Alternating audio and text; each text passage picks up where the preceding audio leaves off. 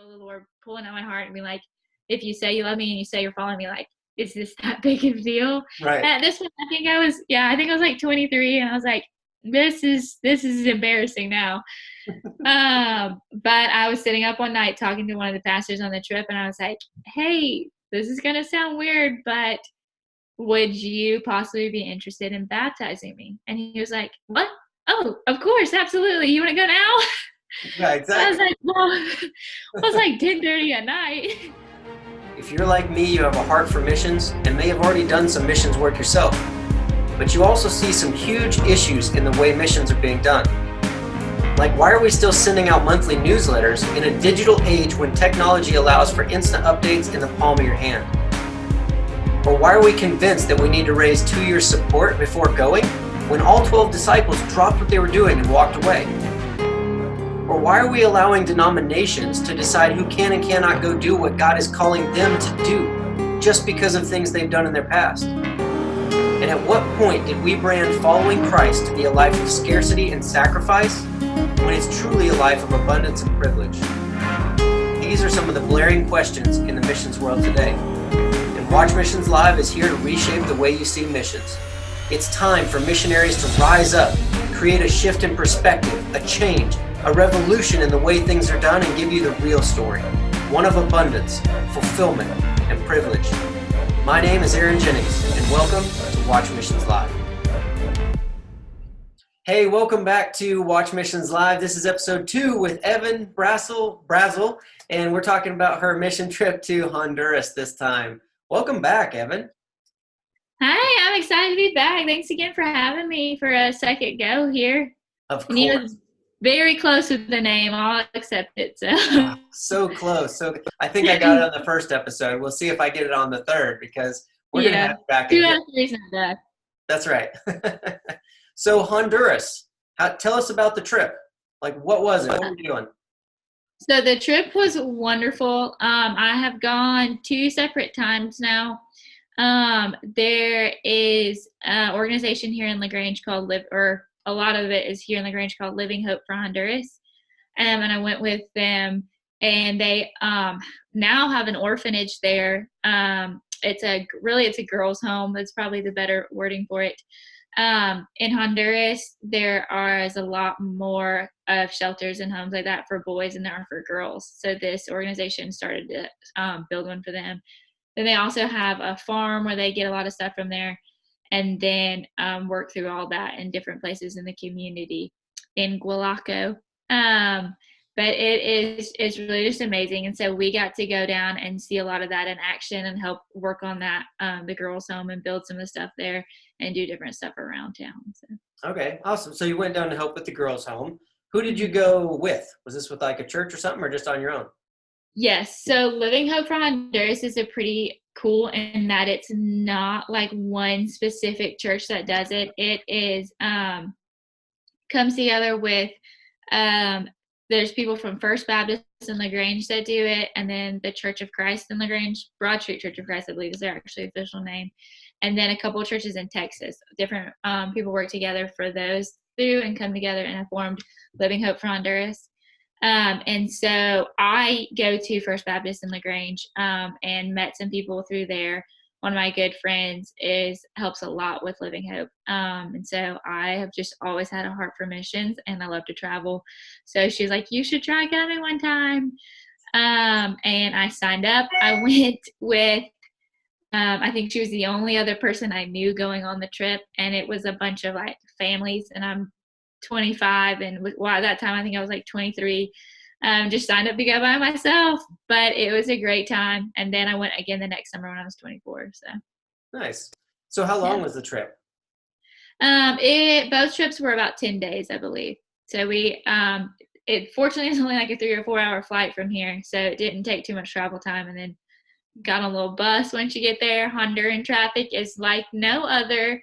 You think traffic here is bad around the holidays or whatever time, but it's fairly crazy down there. So we've spent some time in Kitale, Kenya, and Thailand and Burma and stuff, and the traffic is wild.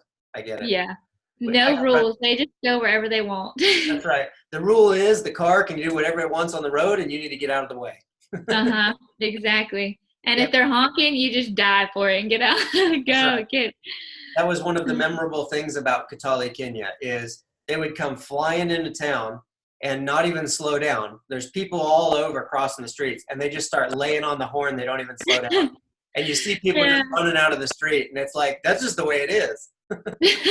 That's just the accepted thing. Yep, that's just the way it is. Oh Everybody in man. the street knows, get out, they're honking. It gives you a lot more patience for drivers when you come back and Right, you're like, hey, this isn't so bad after all. right. Like they honk for different reasons. But so you went down to help with the girls' home. What all were you doing there at the girls' home? Like specifically, were you out doing stuff on the streets or rebuilding things or what? So the first time I went, well, it's kind of a combo. In the mornings we got to go to different schools around there and do a VBS type of stuff. Okay. So we learned Papa Abraham, which is Father Abraham, Mhm. and we did all kinds of different fun stuff like that and crafts and brought snacks for the kids there. And then in the afternoons we would go work with the girls' home. The first trip, it was under construction a lot more, so we cemented cinder blocks up for one of the walls, which Yeah. I've learned I'm pretty good at, if I do say so myself. And did a lot on the just like foundation type of construction for that one. And then really cool, by the time I went back the second time, the girls' home was almost complete. So we did a lot of the same BBS stuff in the morning, which was also cool because I still remembered the songs. Right. And I could see how some of the kids had grown and they would remember us and stuff like that, which is fun. And then in the afternoon, we would go back and do some more like cleanup work. And there was girls living in the home then. So it was extremely amazing to be able to go back and see how like all of our hard work from before and donations and stuff like that had paid off. And it was changing 12 girls' lives because they had this home and loving parents now and a life that they never could have dreamed of before. So Mhm. So when they're on the streets, excuse me, let's talk about that for just a second because on the streets in America is quite a bit different. And for a lot of people that have never left the US, they may not understand how big of an impact this is. Because, and I haven't been to Honduras, but in Kenya, they're literally on the streets, and nobody helps them. I mean, there's just kids roaming around. They got to find their own food, find their own place to stay.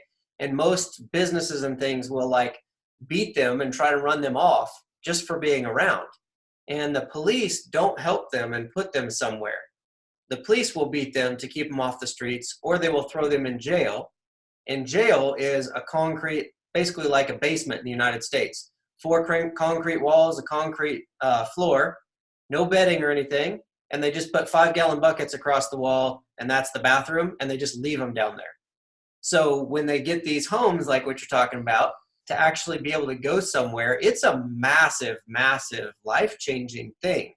Whereas, you know, in the United States, if kids on the street, we're going to take them in, and they're going to have more than they were ever, you know, ever would have been able to get, for sure. So tell us what that situation's like in Honduras. You know, that switch forum. um very very good question. So that um and that will break your heart like no other. And the first time going to a third world country for anybody that you talk to, they just like will explain it the same way, regardless of wherever it is that it is just jaw dropping and humbling and just doesn't just break your heart, like it smashes it into pieces. But as for Honduras in particular, one of the most shocking things to me was how corrupt the government was. Mm-hmm. So I know you said a lot about Kenya. They would get arrested, but I feel like, and at least where we were in Gualaco, like I feel like a lot of the times the police didn't even care. Like they were just very irrelevant to what was happening. And there, out of Honduras, there's a huge drug problem. It's where a lot of stuff is grown and tried to ship out to wherever they want it to go. And so that is the main concern of all the police and political stuff. And there's a lot of corrupt stuff within there about how they're getting stuff in and out and stuff like that, and where all the money is coming from. Like when you're driving down the road, if you see a big, nice house, then the only thing that the only two assumptions of who lives in there is a soccer player or a political official. Or a government official. Yeah. So that just like gives you an idea of how the money is just all piled in there because it all comes from the soccer and the drugs. So as far as how that relates to the homeless population, especially within the children, is they just don't even care. I don't think they care enough to arrest them. They don't care enough to run them off, but they also like don't care enough to look at them more than like if it was a stray dog. You see, you'll go down the corner and you can see a stray dog there with their ribs hanging out and a child sitting next to it that looks exactly the same way. Yep. The same attention. Yes, and nobody's phased whatsoever. Nobody bats an eye because everybody, that's their life. And a lot of them might have lived that, but a lot of them have relatives or something that have ended that same way. So to come out of that, and even if you're in a home and you're not in like a homeless situation or your family's all piled in one little thing or something like that, then it's probably a house that leaks. It's probably definitely has dirt floors. And there's who knows how many people piled in it, and you don't have enough food, and your parents are in and out, and this or that. So to come from whatever those situations are to a house that is amazingly built, it's beautifully painted. One of the girls that goes down there is an amazing artist, and there's the most beautiful illustrations of like all kinds of Bible stories all over every wall. And there's two house moms that rotate in and out that are just there loving on the kids or loving on the girls and showing them what it looks like to have a mom. And that is something that like I don't even think they could have dreamed of because they didn't even know that it existed. Because even what they would dream of is not even half of that. Yeah, your dreams are limited by what you've seen. Mm-hmm. You know, you learn what's around you.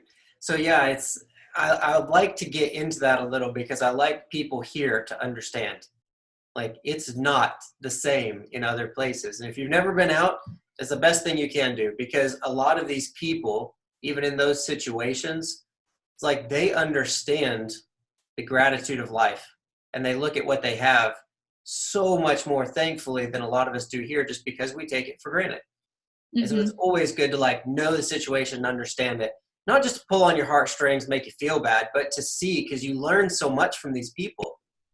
You know, I've told the story before, but I was walking with a kid in Kenya and we didn't have shoes and we're walking the dirt road. And he asked if we walked a lot in the United States. And I was like, I felt bad. I was like, no, we're lazy, man. We drive everywhere. We have cars, we have roads, we drive everywhere. Everybody's got a car. A lot of people have two. And I was, you know, he could tell I felt bad about this because I'm walking with them, you know, and like felt bad that we had so much and they had so little. But he like stopped walking and stopped me and he's like, don't feel bad and lazy because you're using what God's given you. He gives us feet, we walk. He gave you cars, you should drive it. I was like, oh my goodness. I was like, if you've listened to these episodes, you've heard this story a few times because it was a life changer for me. But you learn from them. It's not just a sympathy story. You can learn so much because the amount of gratitude they have for what they have, no matter how small it is they teach us. They really do. And just like their appreciation, like you said, their appreciation and their humility and their dependence on God. Like they turn to God first for everything, and that's just their first jump and how they think in the way that's ingrained. And we turn to our technology and our abilities first for everything. I feel like, how can I do this? How can you fix it? And then when you're like, oh, I don't know what I can do, then you're like, let me see what God can do. Right. And it's just a completely different mindset and a completely different culture. And it's something that like I feel like every believer needs to experience so that you can see what God created us to be, because they're living a different kind of life with Jesus. And I feel like that is what life to the full looks like. Whereas what we have, it may seem like we're living life to the full, like it says in John 10:10, but in reality, we're living the material life to the full. Yes. And they're living the life that he talked about. Right. Exactly. So I think God's working on both directions on those situations. Mm-hmm. All right. Well, now it's God story time. I always like to pull out a God story or a Godsidence, right? Something uh, from Honduras. It can be either trip, but a story of you saw God move in a way that people wouldn't hear about unless they run into you or they were there. okay, so I'm actually excited that you asked this question. The last episode, as soon as you asked it, I was like, ah. And then as when we were talking earlier, I was like, I know exactly what I need to say. And I had to stop myself from butting in earlier and saying it. So you were talking about how these trips a lot of times change you and how it's something that we need to see and this and that. And the first time I went, backstory, I was like the good little Christian girl growing up, grew up, I think I mentioned this earlier too, grew up in this little, what you classify as the perfect little suburban lifestyle and all this stuff. My family went to church and everything. Probably got saved when I was like 3.5. You know how it is. Right? Um, I had the same. uh-huh, yeah. But my mother, being a little wise and knowing that a 3.5-year-old probably doesn't fully grasp the gospel, said, hey, you should wait to get baptized until you're older and you understand what's happening. But then it became this thing where I was more concerned about what other people thought of who I was and the kind of Christian I was than probably the kind of Christian that I really was. Right. And so I became a teenager and everybody knew I was a little good girl and I didn't want to get baptized because I thought that people would be like judging me and thinking like, oh, well, didn't she already say she loved Jesus? Why hasn't she been baptized yet? And so nobody knew it at all, but it was this like secret internal battle with myself because I felt the Lord like telling me to do that. And I was so concerned about what other people would think that I didn't want to do it. And I know that that was a huge hang up in my faith for a long time. And I was very stagnant in my faith for a long time. So fast forward to my first trip to Honduras, I see people living, like I said, life to the full, and people living with their heart out for the Lord, and just they don't care what people think, and they don't hear anything else because they know Christ and they know his love for them and they know their dependence on him, and they're genuinely happy and they're living a life that like we talked about, they couldn't dream of living a life in an orphanage or in this girl's home with a mother that loves them because they never saw of it. Like I couldn't dream of living the life they had because all I saw around me was people that lived a material lifestyle and were absorbed about what other people thought and saw. And so I went on that trip and I saw them living like that. And the whole time I could feel the Lord saying, hey, you need to get baptized. Like, this is what you need to do. And I was still, I'm so embarrassed by this. I was still just too caught up in myself. And I was like, I don't know. And I didn't, like I said, I didn't know anybody else on the trip except for the one girl. And so I was just a little bit on edge and I kind of ignored it. And I hate that I did, but I'm embarrassed about it. But I ignored it. And I'll never forget riding back to the airport. I like had the perfect moment and I ignored it. And so then the whole entire year I felt guilty about it. Still didn't do anything about it, but I felt really guilty. And I went back on the next trip and the same thing. I could just feel the Lord pulling at my heart and be like, if you say you love me and you say you're following me, like, is this that big of a deal? Right. And at this point, I think I was like 23 and I was like, this is embarrassing now. But I was sitting up one night talking to one of the pastors on the trip and I was like, hey, this is going to sound weird, but would you possibly be interested in baptizing me? And he was like, what? Oh, of course, absolutely. You want to go now? Yeah, I was exactly. like, well, it was like 10:30 at night, so maybe not. But we sat there and talked about it a little while, and he asked like why I wanted to, and then we talked about how I hadn't before, and I kind of told him everything I just said about how this is probably a huge hiccup in my faith and something that I've been stumbling over for a long time. But like, you go and you see how life with Jesus is supposed to look like, and how we are just so caught up in the materialism and the competition and comparison and stuff like that, and it's the comparison is thief of joy, and that is something that I really want to do. And so sure enough, we got up at 6 a.m. the next morning, went down to the creek. Yay. And I was baptized there and it was absolutely wonderful, and I hate myself for not doing it earlier, but that's just like a huge way that I see God working in me more than he probably worked in anybody that I went on that trip with or anybody that I talked to on that trip. So Right. It's so funny how we build that stuff up in our minds, because it everybody is. around you is just like, oh, if she went and got baptized, I mean, it would make sense. Yeah. And you're like, everybody's Uh, gonna think I'm nuts. yes, you hype it up to be such a huge deal or something like that, and it's just not. But I feel like, I don't know, you go on these trips and you see how people live, and you're just brought back down to the simplicities of life. Yep. And it's funny because like the people around you, most likely you're hanging around with other Christian people, especially on the mission trip like that. And it's Mm-hmm. like, I know because I've been the one where people say, this is going to sound a little weird, or maybe not, I don't know. But, like you were saying, it may going to sound a little Uh-huh. weird if you baptize me. But then from my side, I'm like, why was that weird? That's freaking awesome. Let's do this. Like, Yeah. Uh, that's always that's the response.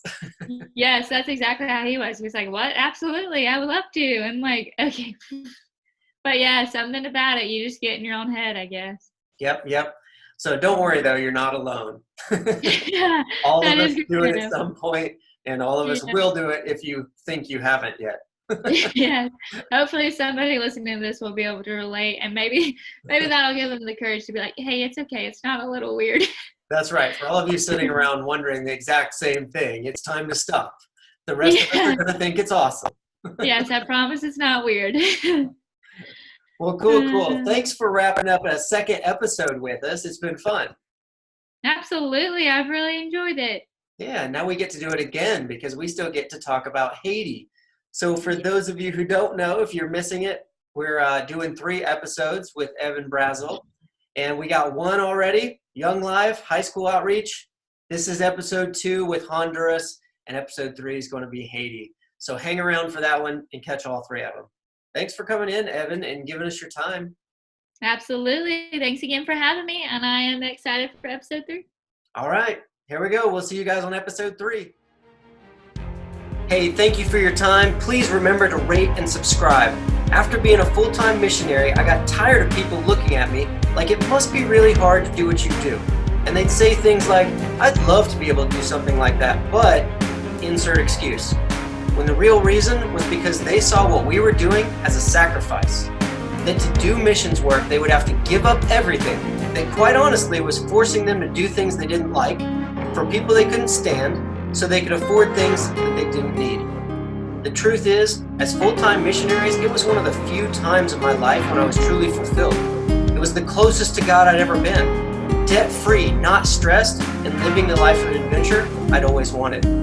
If you too believe that it's time for a change, then head over to watchmissionslive.com and join the revolution.